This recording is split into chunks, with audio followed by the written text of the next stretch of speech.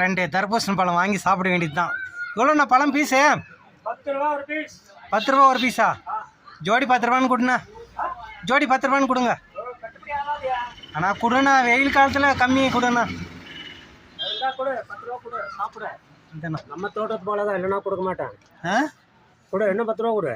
இன்னும் 10 ரூபா? 2 10 ரூபா. சரி பரவாயில்ல, சாப்பிடு. சாப்பிடுயா.